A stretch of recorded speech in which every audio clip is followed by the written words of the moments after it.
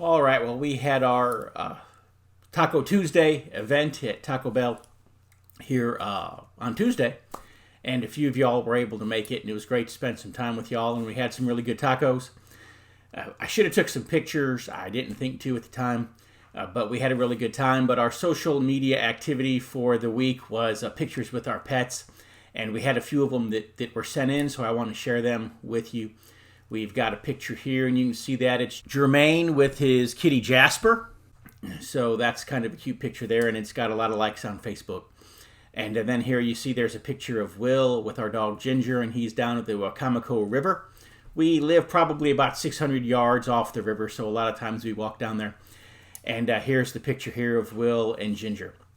And then, of course, we have some pictures of Miss Tanya, and also a picture of Michaela. And Michaela is with one of her cats there, and Miss Tanya is with one of their cats there. And I'm not sure which one is Rampage, and I should remember the name of the other cat, and I probably should have looked that up before I started shooting the video here. But those were our young people with their pets pictures. If by chance you want to send one in, obviously it won't make the video, but we can go ahead and we can put it on the website with the others, and we could put it on the Facebook page as well. So this afternoon, after our morning service, I had Will and Lucas, and we went into the office and we shot a little video here. Just a few minutes here to kind of give us some thought-provoking from the book of Job. We won't be here very long, but I want to ask y'all a question. I want to ask y'all a question this morning, and that is in Job chapter 7, in verse number 4. It says, "When I lie down, I say, when shall I arise, and the night be gone, and I am full of tossings to and fro under the dawning of the day." In other words, have you ever had a night when you went to bed but you couldn't sleep? You ever do that, Lucas? You ever go to bed and you can't sleep? You lay in bed and you want to sleep and you try to sleep, but you just can't sleep. You have a night like that? I know I have. Yeah. So, Will, what do you do when you have a night like that? I just close my eyes and just lay on my back and try to force myself to sleep. What do you do, Lucas? When you can't sleep at night, what do you do? Noise wakes me up. Noise wakes you up? Okay.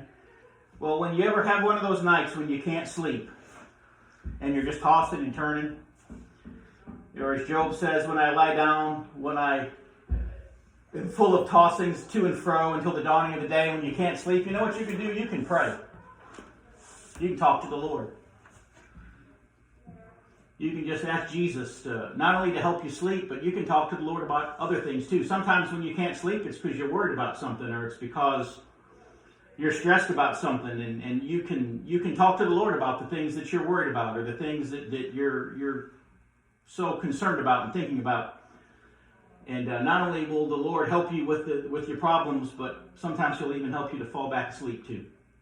I know this is a very short video and a very short thought, but that's my encouragement, is when you have those nights that you can't sleep, talk to the Lord and pray. The Bible tells us to cast our cares on Him, for He cares for us. So Lucas, I want you to come over here.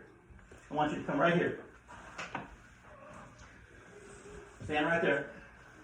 All right, here you go, Lucas. Let's see if you can make this basketball shot. Right here. You got this. Oh, almost. Try again.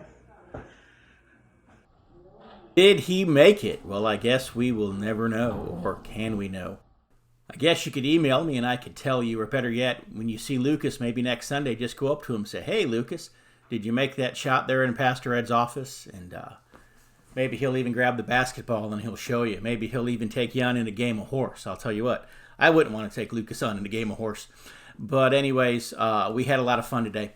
And for those of you who I haven't seen in a while, we miss y'all, we love y'all, and Jesus loves y'all as well. So I want to tell y'all a really cool story here, and that was today. Today, I'm recording this on Sunday, obviously. It's the 17th of May, and we got home from church today.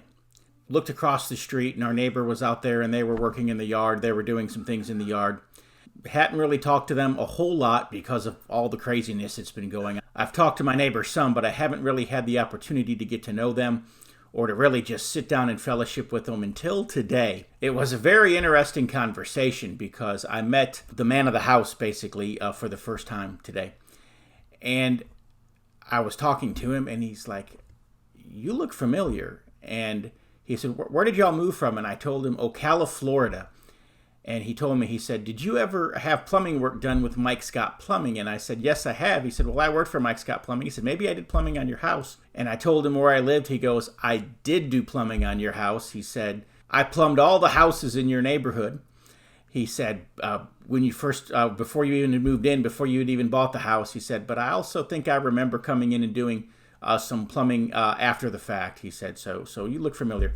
But that was kind of neat. So here was a guy who not only had moved to the same area here that I had moved from. We literally lived right across the street from each other. And he had even worked on my house in Florida. So anyways, got to talking to them, and they're Christian people. They go to the Church of God, and they're good Christian folks. Ended up, they kind of got connected to my wife's Facebook page, and my wife got connected to their Facebook page. And they sent us a video this evening as we were driving home from church. They sent it to us, and I heard this, and I thought that would be a good song to end our youth video on this week.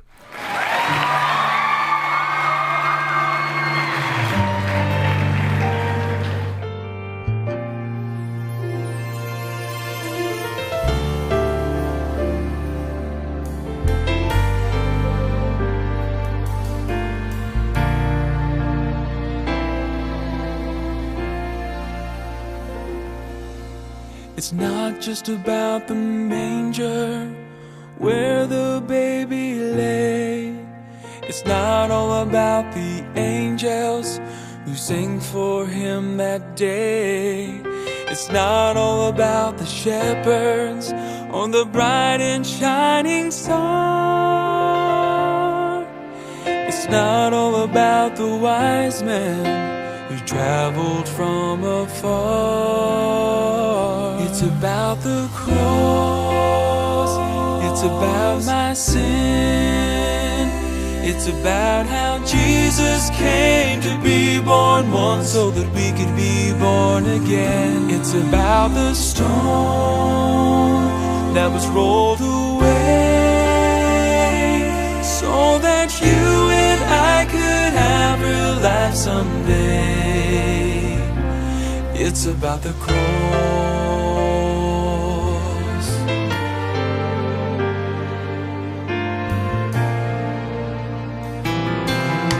It's not just about the good things in this life I've done. It's not all about the treasures or the trophies that I've won. It's not about the righteousness that I find within. It's all about His precious blood that saved me from my sin. It's about the cross. It's about my sin. It's about how Jesus came to be born once so that we could be born again. It's about the stone that was rolled away so that you and I could have real life someday. It's about the cross. The beginning of the story is wonderful and great, but it's the ending that can save you, and that's why we celebrate.